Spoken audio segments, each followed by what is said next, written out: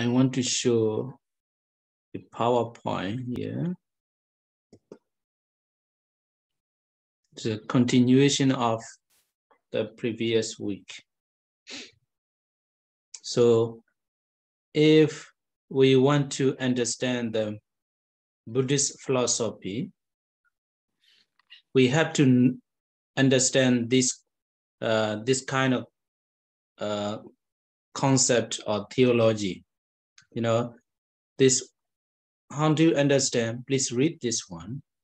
What is there to see in this vile body?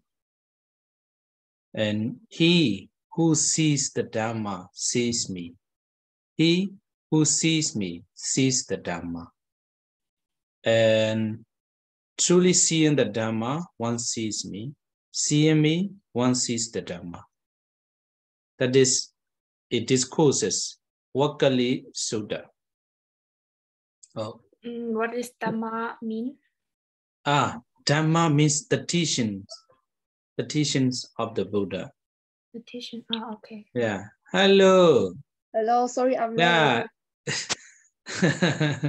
Do you fall asleep? No. Yeah. Missed the train, so I come home so late. Okay. Yeah, we are talking about the other students. They might fall asleep because the weather is nice to sleep. My friend told me. Yeah, okay. So Dhamma means the teachings of the Buddha. So in the Vakali Sutta, there is a monk. He comes to see the Buddha every day. Every day he comes to see the Buddha, and he stare or he gaze at the Buddha every day, and without doing anything, because he loves the Buddha. So then the Buddha said these words to the Vakali monk. So Vakali, what are you doing? Oh Buddha, I love you. That's why I come here and to look at you. So every day looking, nothing doing. Nothing doing. So that's why the Buddha asked, what is there to see in this vile body? In this body, what is good to see? And so that's why the Buddha said this word.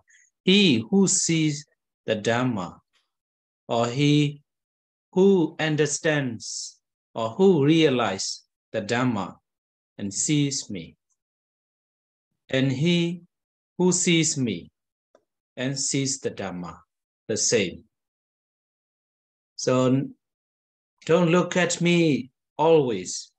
If you want to understand me and you understand my nature, my life like that. Yeah. So Dhamma is essential in Buddhist philosophy.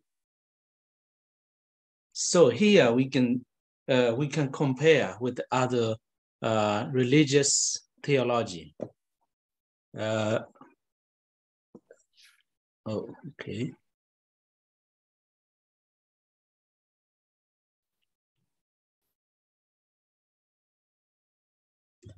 And we have talked about the 4 major religions, yeah? We have already talked about that. And let me repeat this one for the Bila. Bila, we are talking about the Buddhist philosophy. Buddhist philosophy, there is a one monk at the time of the Buddha. And he always look at the Buddha. So many hours, he always gaze at the Buddha. Then the Buddha asked, what is there to see in this vile body? And he who sees the Dhamma sees me. He who sees me sees the Dhamma. So there is a very important in Buddhist philosophy. So Dhamma is the teachings of the Buddha. If you want to if you want to say, oh, I left the Buddha, that is not important. You need to leave the teachings, what I have taught. And if you understand the teachings and what I have laid down, then you can say, I left the Buddha. Without practicing or without following my teachings, you cannot say, I left you. So that's why to understand and to realize then the Dhamma, or the teachings of the Buddha, is very important. So that's why I want to compare with other major religion, Christianity, Islam, and Hindu, and Buddhism. So in Christian, who is the main, the important person in Christianity? Jews. God, yeah? Yeah, God, yeah? God's the creator. The creator. So Christian believe in God as a creator of the whole universe. All the happenings in this universe are according to the God, according to the God's will. Your happiness, your unhappiness, everything is happening according to the God's will. In Islam is like a God, yeah, Allah. Yeah, A-L-L, yeah? Oh, yeah. A-H, Allah, yeah?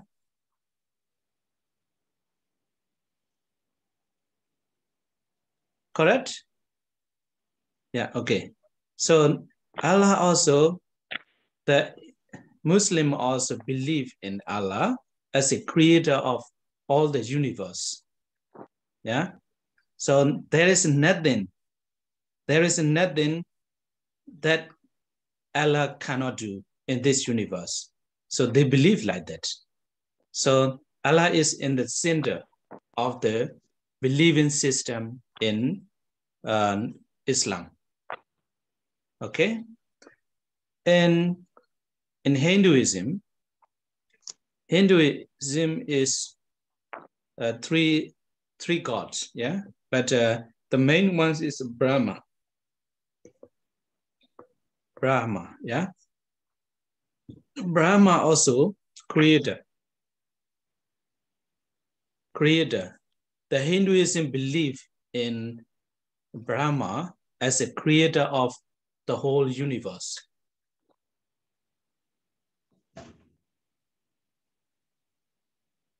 Okay, so Buddhism come here. Buddhism.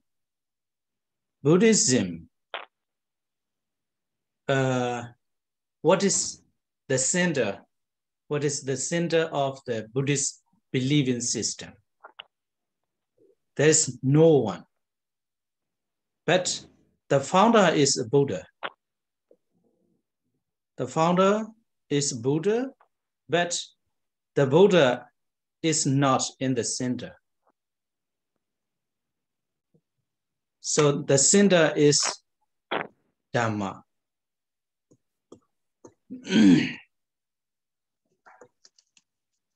Dhamma, or in the internet, mostly you will find Dharma.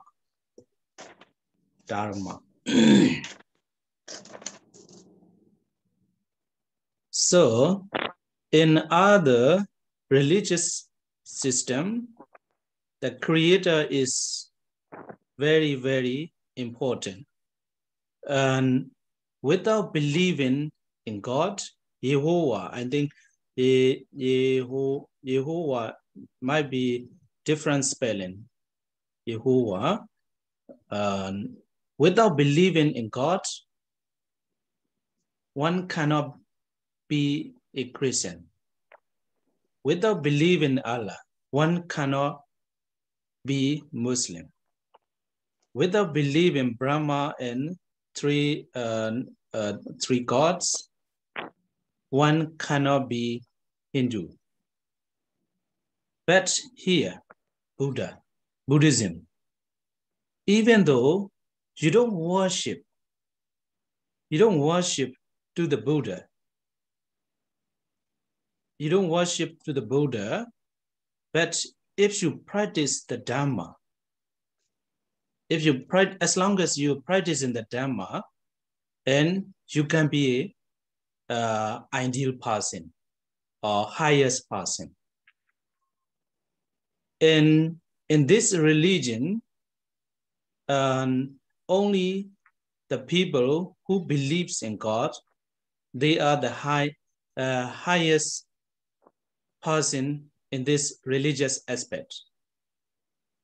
In Islam also, only the people who believe in Allah can be the higher person in a religious perspective. You know, oh, I don't believe in Allah, then you cannot be the higher person in the Islam like that. So that is what I mean, yeah?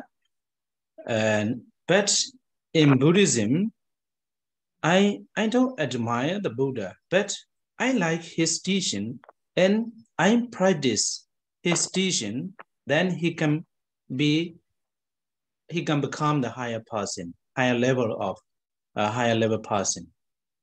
So that is the difference. At the time of the Buddha, there's one story. A man heard about the Buddha. You know, it's a very far from the Buddha, but only information he has heard. So he was always wanting to see the Buddha. So that's why he started traveling to see the Buddha. And the Buddha also knows that there is one person is coming to me. Then the Buddha also going to see him. So in the middle of the journey,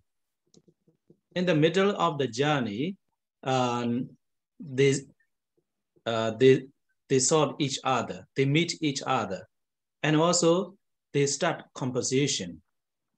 And that traveler, that man asked the Buddha, but he didn't know he is a Buddha. Because as you know, the Buddha is like a normal person, yeah, human being. So that's why he didn't know the Buddha. So that's why he asked the Buddha, what you believe, what do you practice now? And then the Buddha explained what he practiced. Then that man realized the Dhamma, and without knowing the Buddha. So here in this case, that man realized the Buddha, but he never knows the person whom he taught is the Buddha. So in Buddhism, Dhamma is in the center. And another one we have to say is, for example, I'm not a Buddhist. I'm a Christian, I'm Islam, I'm Hindu. But as long as you believe, for example, last week we have talked about the 5 precepts, yeah? Not to kill, not to steal, not to commit sexual misconduct, and not to tell lie, not to drink alcohol and intoxicant liquor, intoxication drugs. Yeah. So, for example, a Christian, he believes in God, but he trying to practice not to kill any living beings. As long as he practice the first precept, not to kill the first precept, he will get the result. Yeah.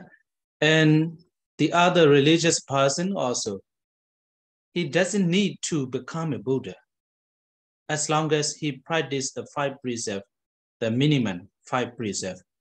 So the Dhamma, the 5 precepts is Dhamma. So that is the one aspect of the Buddhist philosophy. Yeah.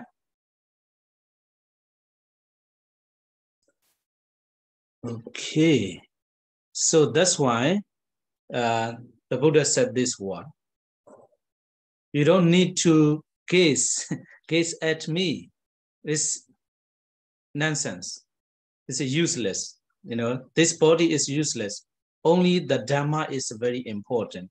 As long as you practice the Dhamma, and if you realize the Dhamma, you will understand me. If you don't understand the Dhamma, you will not understand me. Like that. Okay, let's continue. Next one. So I Yeah. have a question. There is Okay. like in our religion or Christianity or in Islam, Yeah. there is a maybe Buddha is a like preacher, right? Like a prophet, not like a god. Not like a god. Yeah. Yeah, not like a god. And also, not like the Jesus Christ and Prophet Muhammad, not like that. You know, Jesus Christ and Prophet Muhammad said they comes to the world because God sent them to the They're a world. messenger. Yeah, They're yeah, messenger. Yeah, messenger. But the Buddha is not like that. Okay. The Buddha is normal human being, but later we will discuss about the 31 about 31 planes in Buddhism. Like in Hinduism, there is some similarity between the Hindu and Buddhism. Yeah. So 31 plane like a human, so animals, gods, with a small letter. Yeah, small letters. Gods. We don't write with the capital letter. Capital letter is for the Islam and Christian and the God. But in Buddhism, there is a lot of kinds of gods. So, for example, if I repeat the moment ago, in Muslim trying to practice the first precept not to kill, he always trying not to kill, and he stay, you know, how to say, without breaking any morality. Yeah, not to kill, not to steal. Is a very good person, as long as, even though he believes in Allah or God, but as long as he practice, he doesn't break any morality, he can become a god's next life. Next life.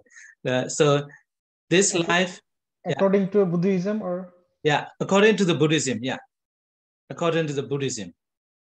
So, you know, I read in the other religious, you know, without believing in God, one cannot be higher stage of life. Yeah. They said like that. But the Buddhism, the belief is not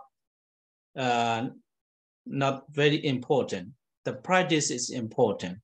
Or I don't believe in anything, like I'm atheist, but as long as you practice morality, you can get a higher level of life. And also we believe in the next life as well, you know, in next life, this life, you know, how to say, beautiful and maybe beautiful person this life, you know, and next life, if you trying to practice Dhamma, then you will become next life more beautiful and next life more and more beautiful. And finally, he will get the perfection, like a Buddha. Okay, so this is a very, very long way to discuss. So here, let's focus on the next, yeah? Here, let's read this one. Not by birth is one an outcast, not by birth is one a Brahmin. Here, Brahmin is a noble person, yeah? Noble person. It's an outcast.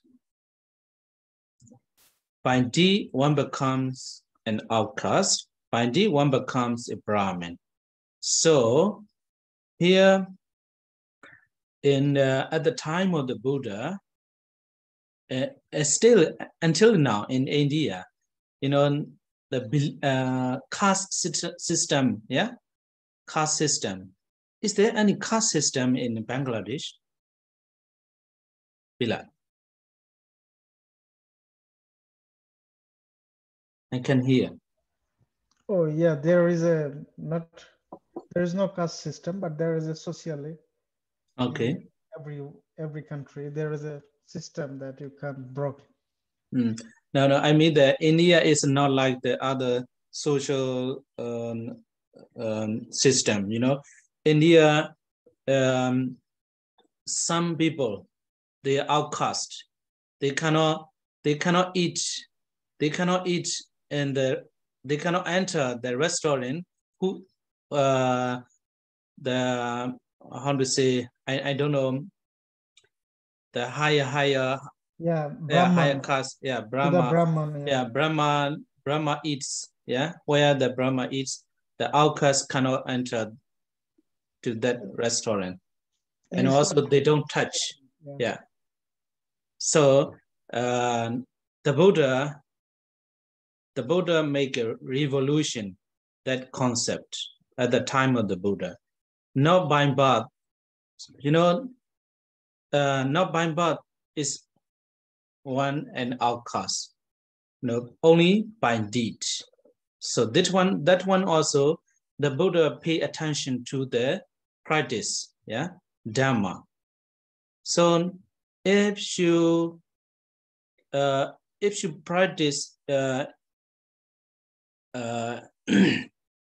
if you practice the Dhamma, you can become a Brahmin.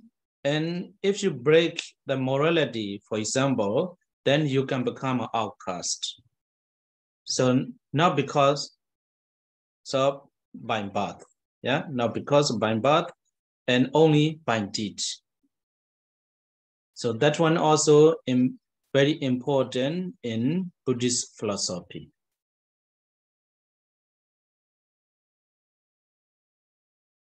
Okay.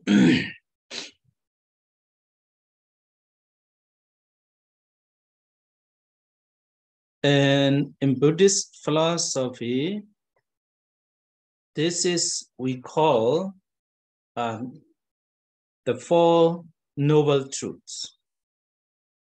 The Four Noble Truths.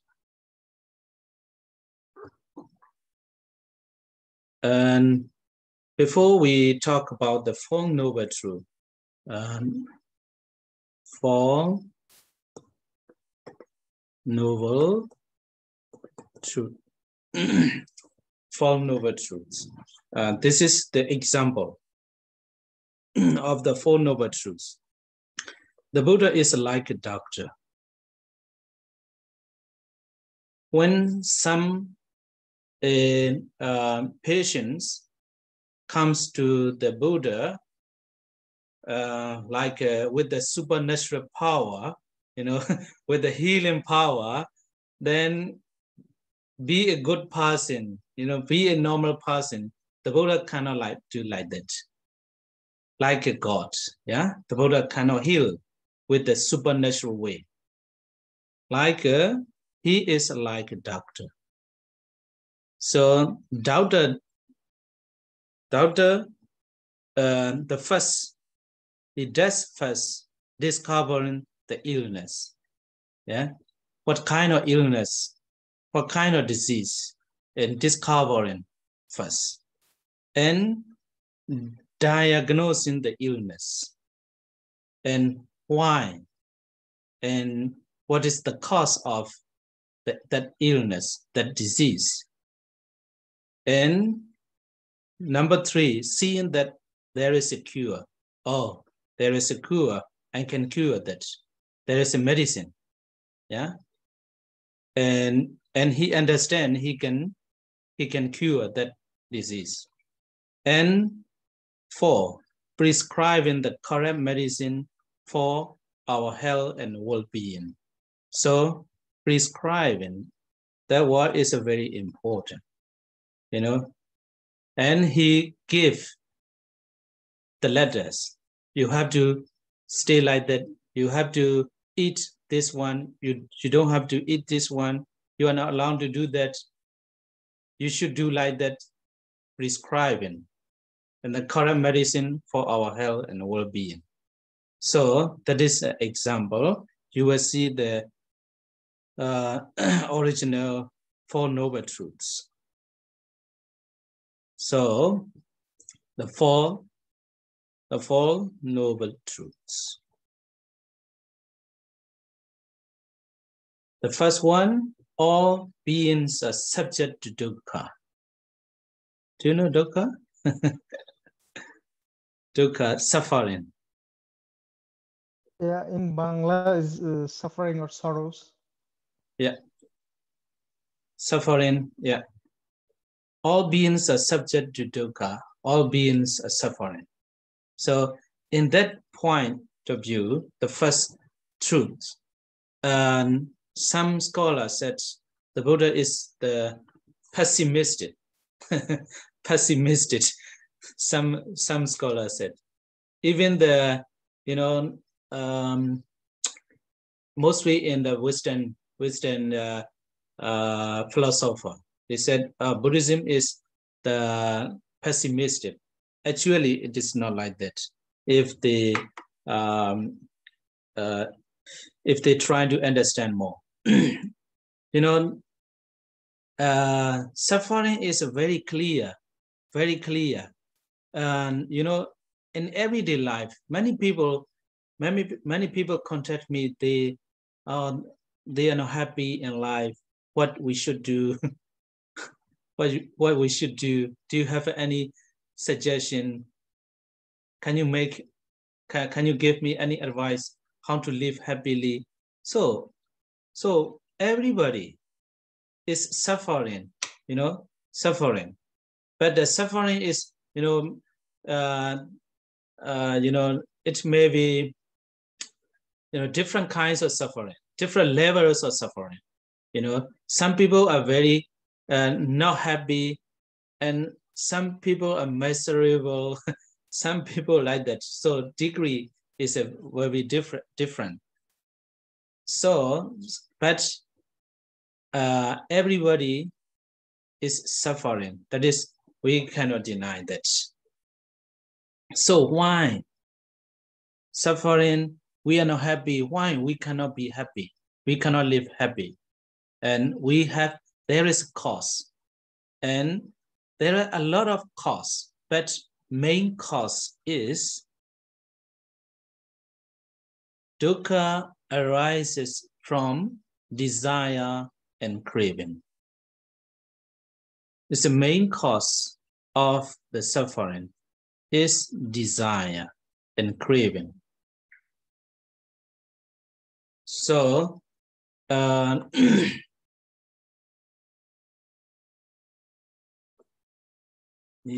let me see. So suffering is like a illness, disease, and diagnosing the illness is finding the cause of the illness. So desire and craving, actually main roots or main causes is three: desire, hatred, and delusion. This three is the cause of suffering. But here, the desire is very important because, sometimes the hatred becomes because of craving. The enemy, we have an enemy, and for example, let me say example, the American and China, they are like they are enemies, yeah. They are enemies. They are fighting all the time. That is based on the desire.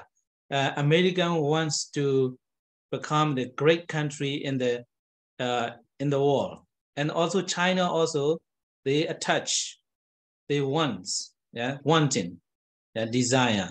They want to be a great nation, great country in the world. So that's why they fight each other. Then the suffering arises. And also desire, many people cannot live happily because they have a lot of desire. They don't have the content, yeah. They don't have content in life. We can try as much as we can, but we should have that kind of mode, the content. In the a German student comes to me, and she said that she cannot be happy. She's very easy to get the depression. Then I asked, what happened? Why you are happening like that? He is always he has all this anxiety not to get the good job, and also not to get the very good partner in life. He cannot get the partner as she wants. She cannot get the partner as she wants. So that is also the desire. The desire, because of that desire, he cannot live happy. Then I told her, you have anxiety not to get the good job. In our country, in the small village, they don't have a job. they don't have a job. They don't have money. But you go and see, they are happy. Here, what I mean is, don't try to get a good job. No, I don't mean like that. You have to try your best, but at the same time, you should have the content. Even though I don't get that, I can be happy.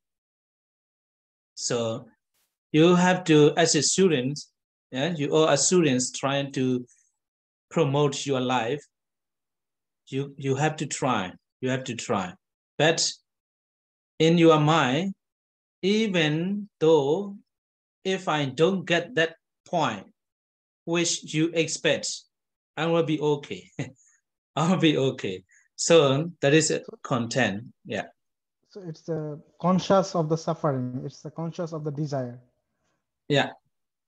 Desire. Yeah. Okay. I mean, the conscious, what does mean the opposite of the dukkha? Conscious. No, I mean the what the opposite meaning, happiness, not like suffering, being happy or being. No, desire is like attachment. I mean the dukkha is suffering. Yeah. So what is the opponent? What is the happiness in We Buddhism? have to, there is here, the current medicine in this point, you will see. Yeah. So then if we want to decrease, yeah, decrease the desire, dukkha will also decrease. Now finally, there is no dukkha. So if there is no desire in your heart, there will not be suffering in your life. But many people said, how can we, it is not possible to get rid of the desire in life. But, you know, there is a lot, it's very difficult to say in this point.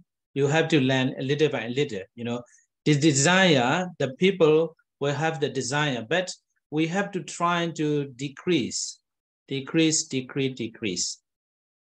So at the same time, we can try your best to promote your life with the contentment.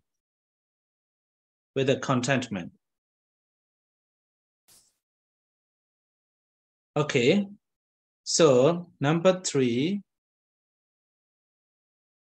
dukkha can be eliminated. That one also one true. So if we say dukkha can be eliminated, means desire can be eliminated. If we can get rid of the desire, and dukkha can be eliminated, there will be no more dukkha or suffering in life. That one also the noble truth, because some people argue, desire cannot be eliminated in human lives. But the Buddha said, or the Buddha discovered that truth.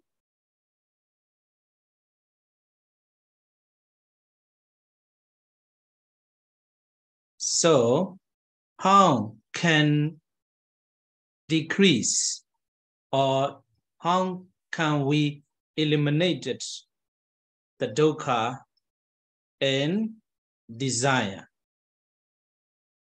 There is the Noble Eightfold Path. Noble Eightfold Path, very, very important in Buddhism. To practice in or to follow in the Noble Eightfold Path, then the desire you can reduce step by step, and you can reduce sufferings in life, and finally all the suffering and all the desire can be eliminated. That is the final goal of the Buddhism. So this Four Noble Truth is plays a very vital role in Buddhism.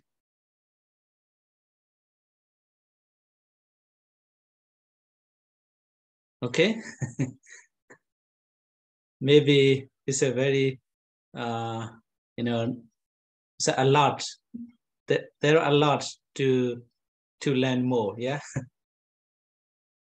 Until now, if you want to ask, you can ask me. Any question?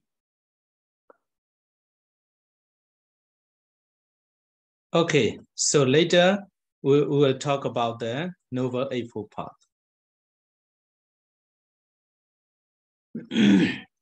This is the not very important one. Buddhism does not have any major or significant conflicts with the discoveries of the modern science. You know, In this Four Noble Truths, there cannot be any conflicts.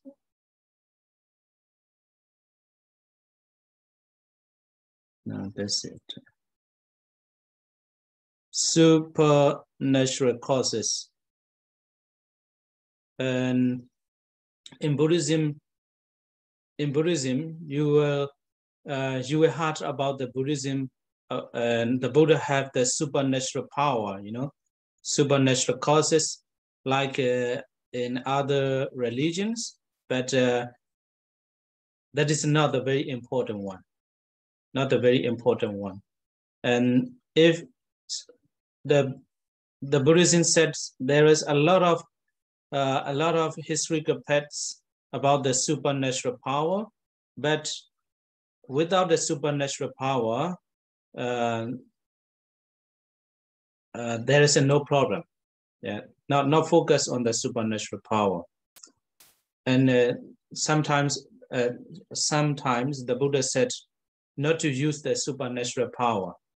But if you want to get the supernatural power, and the Buddha gave the ways. And last week we talked about the Sila, Samadhi, and we have to talk this one later again. Samadhi and Panya. And the previous week we talked about that. The Samadhi concentration, the meditation.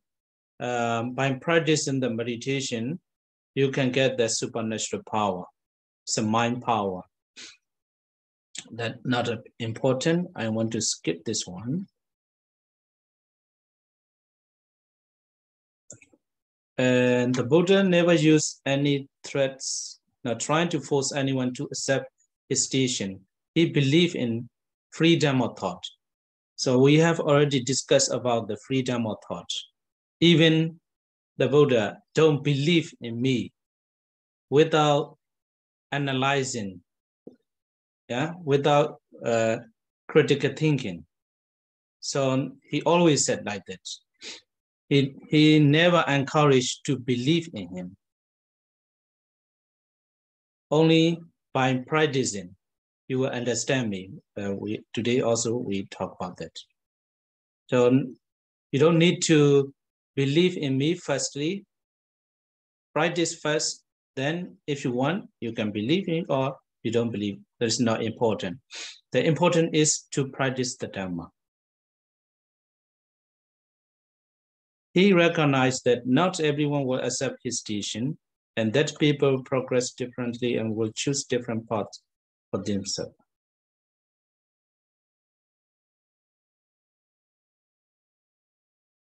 And here also, his teaching is in a logical and a reasonable manner. And he never used the supernatural power to believe, and he never forced to believe in his teaching. He always used logical and reasonable manner.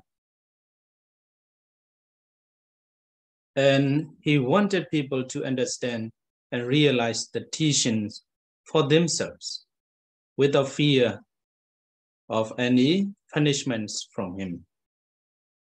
The Buddha cannot give the punishment. And Buddhism is not about the threats or rewards. In other religions, you know, if we worship to the God, there will be rewards. Yeah.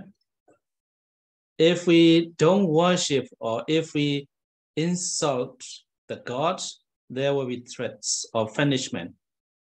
But in Buddhism, there is no such a concept, threats or rewards, and about knowledge and understanding. If you understand, you will get the rewards, not from the Buddha, from your practice. So your action, your deed, your action produce rewards. Produce rewards, not the Buddha gives the rewards. The Buddha cannot give anything. Only the Buddha gives the advice. You have to live like that. You have to practice that way. So action, rewards, produce punishment as well.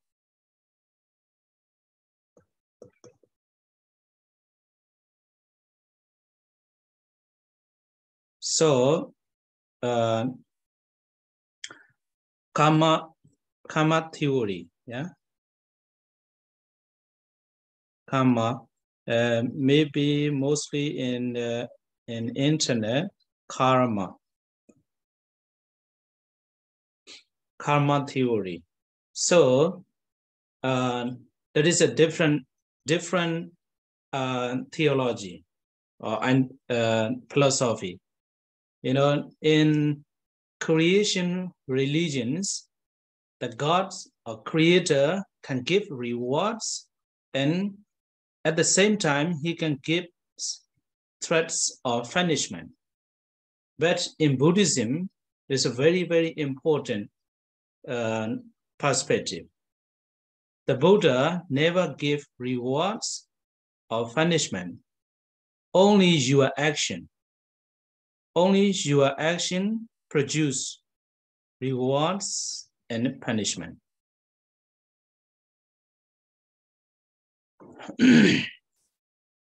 Okay.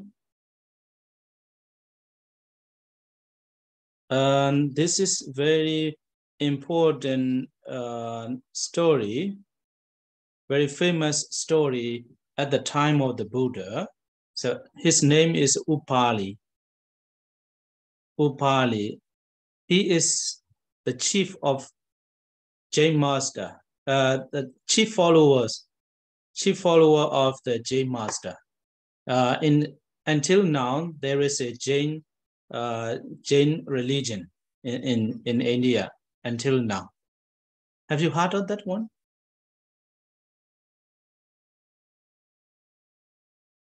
Only Jainism. Yeah, I heard the Jainism. Yeah, Jainism. The monks, they always live naked. Do you know that? You don't know. Yeah, Okay. they're running to the river. They don't wear clothes. They don't wear clothes. Until now, there are a lot of Jain monks in India. And also there are a lot of followers. You know, the people think, oh, they can live without any clothes, without dress. They feel wonderful. They think it is a wonderful mind, you know, without living without dress is very difficult. Actually, it is difficult, but I think the Buddha said, you know, there is not the one religious theory to follow. The Buddha never said like that. So, but the founder of the Jainism is a Jina. Jina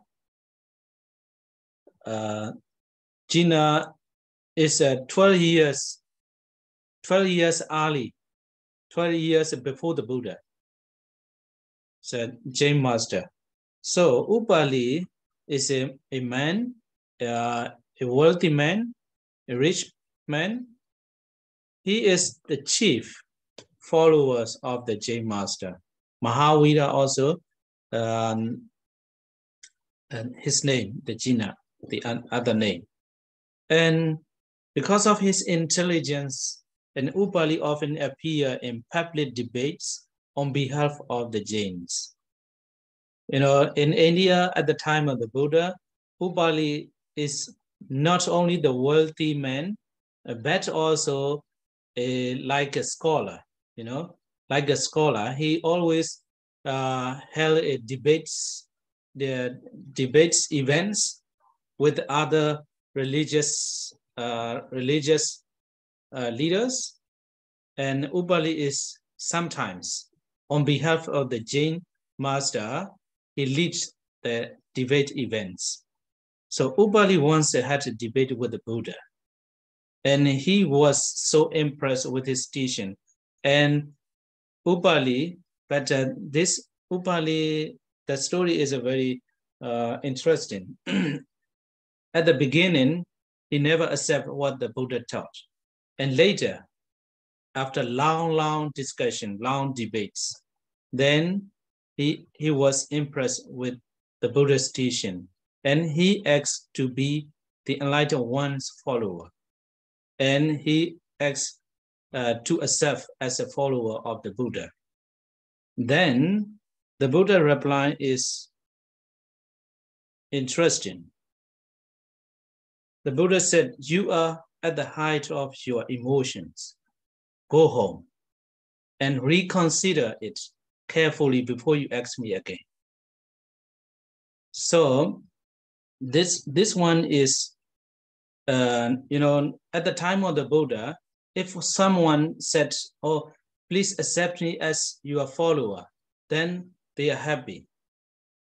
They are happy. But the Buddha never showed happiness of becoming a follower. So the Buddha said, "Go home and reconsider it carefully before you ask me again." And Upali was extremely impressed again. If it was any other guru, he will parade a banner saying, "Mahavira's chief lay disciple has become my follower." So the Buddha never showed that kind of happiness. And another instruction is a very, famous one. Okay. The Buddha agreed to accept him under one condition. Upali, as a Jain, you have always given alms to Jain monks. So,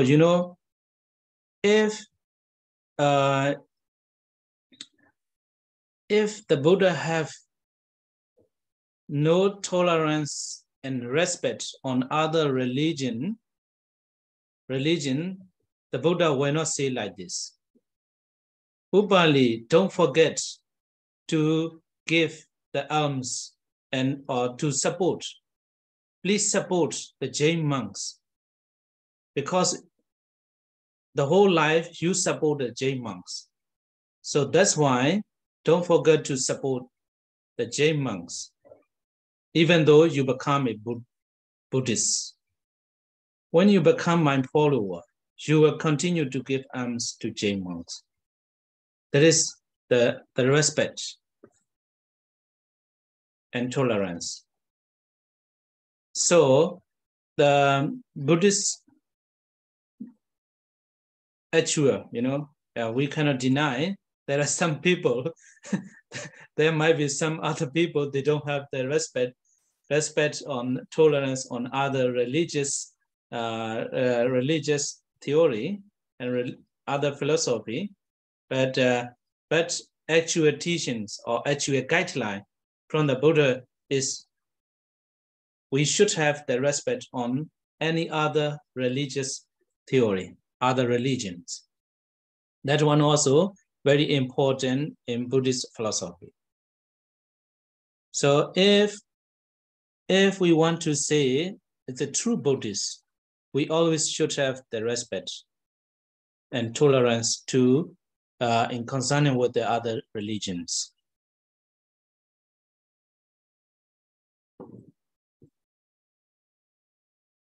Upali agreed and became one of the Buddha's disciples.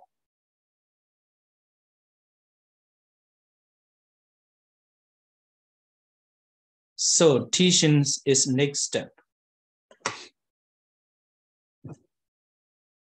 Let's continue next week, yeah? The teaching is ultimate and universal through rationality and free will, self-salvation and self-realization. compassion and equality. It is the brief introduction of the Buddha's teaching. If we can understand these 4 stages, then you can say you are practicing the Dhamma. Then there will not be any conflicts with other religions. Even though, Buddhism believes that even though he is atheist or he is a Christian or Muslim or Hindu, anyone can practice in this way. That's why not conflict with your scriptures. So that is,